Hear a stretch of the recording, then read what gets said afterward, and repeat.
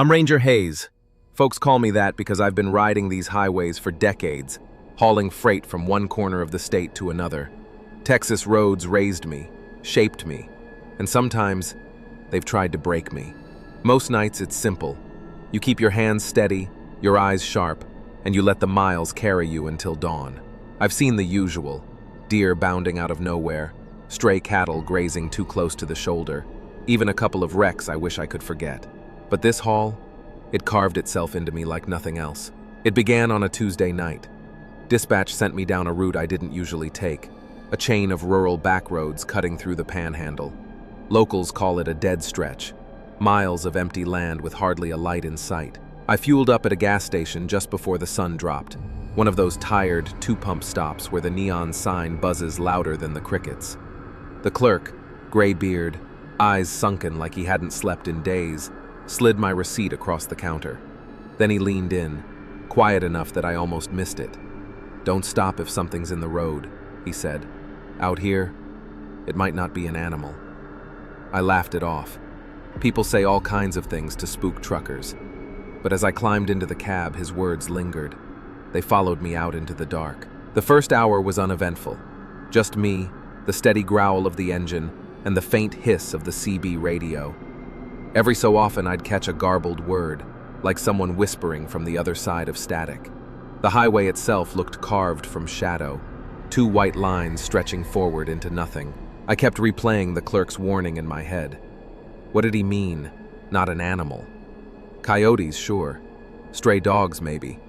I'd even heard stories of feral hogs tearing through fences.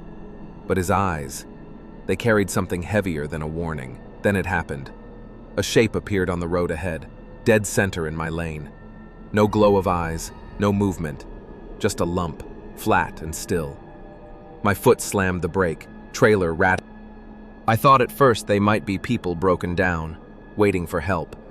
But as I drew closer, every nerve in me twisted. They weren't shaped right. Their arms hung too long. Their faces, or what should have been faces, refused to catch the light. They were just voids, holes punched out of the night. I gripped the wheel and kept going, knuckles white against the leather. As I passed, the shapes didn't turn, didn't flinch, didn't move. They just watched, or maybe they didn't. How can you watch without eyes? The road bent into a long stretch of blacktop, and I realized the radio was dead silent. No static, no chatter, just nothing. It felt like I was sealed off, boxed into a world that only existed inside those beams of light. Hours bled together. Every shadow at the edge of the road felt too thick. Every gust of wind sounded like something trying to climb into the cab. I thought about pulling over, catching some rest, but the idea of stepping out into that darkness froze me cold. When dawn finally broke, I pulled into a rest stop. My hands were trembling so badly I could barely kill the engine. The lot was empty, just my rig and a couple of abandoned cars coated in dust. I stepped out, knees weak, and looked down the highway. Nothing there, just the long strip of asphalt I'd come from, stretching into haze. I told myself it was fatigue, a trick of tired eyes. But deep down, I knew. Those figures were real. That shape on the road was real. And it wasn't an animal. Even now, I can't shake the feeling I wasn't alone that night. Sometimes, when the cab is too quiet, I catch myself glancing in the mirrors, half expecting to see them again. And if I do, I won't be stopping. The sun was long gone when the GPS on my dash began to act up. Normally, I trust it. Mile after mile, it's the compass that keeps me pointed where I need to go. But that night, the screen flickered, colors bleeding across the map until the route line twisted in a way I didn't recognize. It showed me cutting off the main highway, veering down a stretch I swear I'd never seen on any run before. I told myself maybe it was an update, maybe a shortcut. But the way the signal pulsed, like the system was fighting itself, set my nerves on edge. Still, the road appeared in front of me just as the GPS promised, so I took it. Almost instantly, I regretted it. The asphalt looked older, rougher, patched with gravel like it hadn't been maintained in decades. The signs were worse. Rust crept up their poles, and when my headlights swept across the metal, I saw scratches, deep, ragged lines gouged through paint and steel. They weren't the kind of marks you'd get from vandals or weather. They looked dragged, deliberate, clawed. I pressed on. Out here, stopping meant stepping into the unknown, and I wasn't about to test my luck. But the deeper I went, the more I noticed. A car tilted in a ditch, its door hanging open like someone had fled in a hurry. The headlights were still glowing, dim, weak, but alive. I slowed, staring as I passed, expecting to see a driver waving me down, maybe hurt. But the cab was empty. A few miles later, another vehicle, then another. Some with doors thrown wide, some with shattered windows, none with a soul inside. Each one looked abandoned in the middle of a story I wasn't supposed to read. I gripped the wheel tighter, telling myself I was imagining it, that there had to be a reason for all of it. Maybe a flood, maybe a fire, something that explained why cars were left like skeletons scattered along the road. But deep down I knew something wasn't right, and every mile that GPS pushed me forward, I felt like I wasn't just following directions. I was being. The road stretched ahead, narrow and cracked, with nothing but the hum of my tires keeping me company. I kept glancing at the GPS, half hoping it would snap back to normal, but it didn't. It just kept dragging me deeper into the back roads, where every mile felt older than the last. That's when I saw it, a shape moving along the shoulder. At first I thought it was a person, just some poor soul walking the road at night. Out here, hitchhikers weren't rare. Folks get stranded, run out of gas, sometimes just trying to get from one nowhere town to another. But something in me hesitated. I slowed, the headlights sweeping across the figure, and that hesitation turned into ice. The proportions weren't right. The arms hung too low, swinging almost to the knees.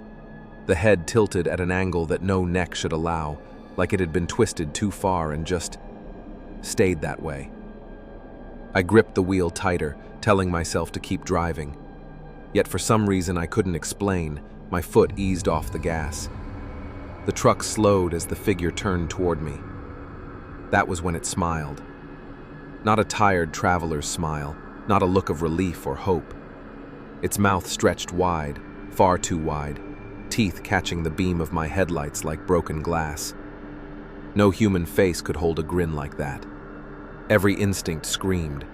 I slammed the accelerator, the engine roaring as the truck surged forward. My heart thudded so loud it drowned out the road. I kept my eyes locked on the black ahead, refusing to look again, refusing to give it another chance to draw me in. But something made me glance at the mirror, and that's when I saw it. Not trailing behind me like it should have been, not fading in the distance. Number. The figure was ahead now, standing much farther down the road, as if it had skipped the miles between us in the blink of an eye. Its head still tilted, its grin still carved too wide. Waiting. I nearly lost control of the wheel. My chest felt like it was going to collapse under it. By the time the clock struck 3, my nerves were raw. The stretch of road ahead felt endless, a tunnel carved by headlights through a darkness that pressed closer with every mile. My body begged for rest, but the memory of that grin, too wide, too wrong, kept me wide awake, fingers locked to the wheel. That's when it happened. Something shot across the pavement, quick as lightning, cutting through my beams just feet from the bumper. My reflex took over. I slammed the brakes. The rig screamed, trailer shuddering as the weight surged forward, and then I felt it. Impact. A heavy, sickening thud beneath the tires, the kind that tells you whatever was out there isn't walking away. The truck groaned to a stop. My chest hammered as I sat frozen, hands welded to the wheel, staring into the black road. I didn't want to look. Every instinct screamed to stay in the cab, to keep rolling. But some stubborn part of me, the same part that had gotten me into this mess, pushed me to grab the flashlight. I opened the door, stepped down, and the night swallowed me whole. The beam of light cut across the asphalt. At first I saw nothing. Then the trail caught my eye. Not red, Not the bright spill of blood I'd seen too many times in animal strikes. This was thick, black. It glistened like oil, soaking into the cracks of the road as if the pavement itself was drinking it. I followed the trail, the flashlight trembling in my grip. And then I saw it. Lying across the lane, arms splayed at unnatural angles. From a distance, it looked human. Head, shoulders, limbs. My gut lurched. I thought I'd killed someone. But as I drew closer, my stomach turned to stone. The chest cavity wasn't still. It pulsed. The rib cage rose and fell, but not like breathing.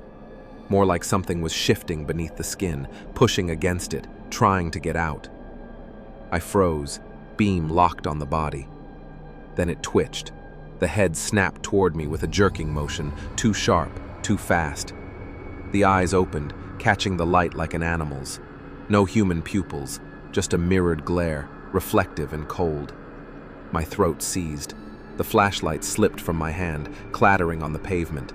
I stumbled back, my boots scraping across the gravel as the thing's chest heaved again, louder this time, wet and heavy. I didn't wait to see more. I scrambled up the steps of the cab, slammed the door, and locked it. My hands shook so violently I nearly dropped the keys. The engine roared to life, headlights flooding the road. And in that flood of light, I saw the body roll once. Not like a corpse, not like roadkill, but like it was trying to stand. I threw the truck into gear and didn't look back. The tires hummed steady against the road, but nothing in me felt steady. My hands clamped the wheel so tight the leather cut into my palms. The image of that thing twisting, its eyes catching my light, burned into me like a brand. I told myself to just drive, don't think, don't look, just drive. The cab was too quiet, too hollow. My pulse thudded in my ears until the CB crackled to life. Static at first, faint and broken. Then a voice, low and familiar in the way all truckers sound when they've been on the road too long. Northbound. Anybody see that wreck back there? Another voice cut in, gravelly, impatient. 10-4, passed it an hour ago. Didn't stop. I swallowed hard, leaning closer. Company on the line usually meant comfort. But tonight, it only sharpened the edge in my chest. Then I heard it, clear as daylight, a voice cutting through the chatter. Ranger. I froze. My name, drawn out like someone savoring it. Ranger Hayes. I fumbled for the mic, hand hovering, but couldn't press the button. My throat locked up. The first voice came back, hurried this time. Don't talk to it. Then another, whispering, colder than the night air pouring through the vents. You should have left it on the road. My skin went hot, then ice cold. I slapped the power switch, cutting the radio dead. The cab fell silent, save for my own ragged breathing. But silence didn't last. From the dark speaker grill, under the hum of the engine, the voices bled through, muted, warped, like whispers carried from a long way off. My name, over and over, crawling into the cab no matter how many times I turned the knob, no matter how long I held it down. I reached over and yanked the plug free. The CB went dark. But even then, as I drove deeper into that road that shouldn't exist, I could still hear them, faint, layered, threading through the silence. My name, and that warning circling in my skull. You should have left it on the road. The CB was dead, unplugged, but the whispers clung to me all the same. My name, low and dragging, like it was stitched into the hum of the engine. I tried to drown it out with focus, road, mirrors, gauges, but the GPS flickered again, its glow tugging my eyes away from the asphalt. The screen shifted. My route warped, twisting off the highway onto another side road I didn't recognize. A thin gray line snaked into a patch of green on the map. Forest. I should have ignored it. I should have stayed the course. But my hands turned the wheel as if they weren't my own, following the command. Before long, the blacktop gave way to gravel, then to dirt. The rig rumbled over roots and potholes, swallowed whole by trees pressing close on either side. My headlights strained against the dark, and that's when I saw them. shapes dangling from the branches, dozens of them. At first I thought animal carcasses, hunters maybe, but the longer I looked, the less sense they made. Some too big, some too thin, limbs bent wrong. One turned slightly in the draft of my passing truck, and for a split second I swore I saw fingers, limp and pale, brushing the air. I slowed, breath caught in my chest. The woods were silent, no wind, no crickets, no owls. Just the groan of the truck and the faint thump of my heartbeat in my ears. That's when I heard it. Footsteps, fast, circling in the brush, heavy enough to shake the undergrowth, light enough to vanish before I could pin them down. Around and around the rig they went, darting in and out of the reach of my beams. I gripped the wheel, whispering to myself, "Stay inside. Stay inside." Something slammed against the trailer. I jerked in my seat, the whole rig rocking under the blow. Then another. Then a dragging sound, like wet palms sliding across the steel. I couldn't stop myself. I flicked the mirror to the back. Handprints, enormous, smeared across the trailer doors, glistening. I tore down that logging road faster than I should have, gravel spraying out from under the tires, branches clawing at the sides of the cab. The handprints still smeared the trailer doors in my mirror, glistening like open wounds. My only thought was forward. Get out. Get back to pavement. Leave that forest behind. But then I saw it. At first I thought my eyes were playing tricks. A shape in the mirror, far behind me, flickering in and out between the gaps in the trees. It was running. No, loping, like its body bent forward too far, arms dragging, legs pumping with a rhythm that didn't belong to anything natural. I pressed harder on the accelerator. The engine screamed, but when I glanced back again, the shape was closer, much closer. The headlights caught it just for a second as it darted into the lane behind me, and I wished they hadn't. Its arms stretched too long, swinging wide as it ran, its grin gleaming like it had been carved into the face with a blade. The eyes, reflective, hungry, locked on me even from 100 feet back. Then, just like that, it was gone. I leaned forward, scanning the road, praying I'd shaken it. For a few long seconds, there was nothing but the sound of the rig and my own shallow breaths. Then the cab jolted hard, as if something heavy had slammed down on the trailer roof. The whole truck shifted under the weight. My chest locked tight. I gripped the wheel, knuckles bone white, and swerved side to side, trying to shake whatever had landed up there. The trailer groaned, suspension whining under the strain, but it held. And then I heard it, scratching. Claws dragging across metal, crawling forward, closer with every second. I snapped my eyes up just in time to see it. The thing spilled over the top of the cab, dropping down onto the windshield on all fours. Its hands slammed against the glass, leaving streaks of that same black fluid, its face inches from mine. The grin was wider now, splitting its face in a way no bone or skin should allow. By some miracle, the sky began to pale. Dawn crept slow over the tree line, washing the black into gray. I'd driven the rest of that night in a daze, white-knuckled, eyes darting to every shadow, waiting for that grin to reappear on the glass. But as the first light broke, the forest thinned, the gravel gave way to pavement again, and the GPS guided me, calm as ever, back onto a road I recognized. The delivery yard came into view like a lifeline. Chain-link fence, high lamps still burning against the morning haze, and a lone guard in a reflective vest waiting at the gate. I rolled up, cab trembling as much as my hands, and lowered the window. He took one look at the trailer, then at me. His face didn't shift to surprise, or even curiosity, just a tired recognition. "You're the third truck tonight to come in covered in that black stuff." I didn't answer. Couldn't. I just stared at him, my throat dry. He waved me through. I parked in the bay, cut the engine, and stumbled down from the cab. That's when one of the yard workers pointed toward the security office. "Go sign the incident log." Inside, the monitors flickered with feeds from every angle of the lot. I caught sight of my own rig on the screen, smeared, streaked, marked by that oily black substance. But it wasn't the trailer that froze me. It was the far corner of the fence. Something stood there, a figure, tall, bent forward, arms slack and too long, just inside the reach of the shadows, watching. The camera held it in perfect stillness, its face aimed squarely at the lens. I blinked, looked again. Gone. My stomach hollowed out. The security officer caught my stare at the screen, and for the first time his voice sharpened.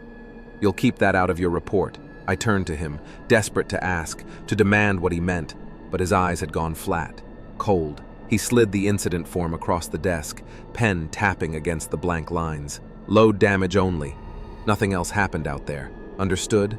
The words sank in heavy.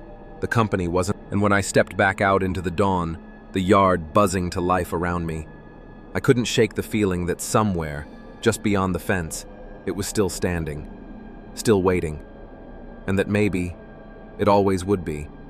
I still drive, still haul. The paychecks come, the loads shift, the highways stretch out in front of me like they always have. From the outside, nothing's changed. Folks see the rig roll past and think it's just another trucker running another night run. But I know better. Every time the sun dips low and the blacktop takes on that hollow glow, I feel it again. The weight of that night pressing in around me. My hands tighten on the wheel, my eyes drag to the mirrors, and I wait. Because the truth is, I don't know if I left it behind on that road. Sometimes, when the shadows fall across the lane just right, I swear I see something loping along the shoulder, just out of the beam of my lights. Sometimes the CB hisses, even when it's unplugged, faint static shaping itself into syllables I know too well. And every time I see a shadow lying across the asphalt, stretched flat and still, my chest locks up. I wonder if I'll hit another one, or if the same one is still out there, waiting for me. Ranger.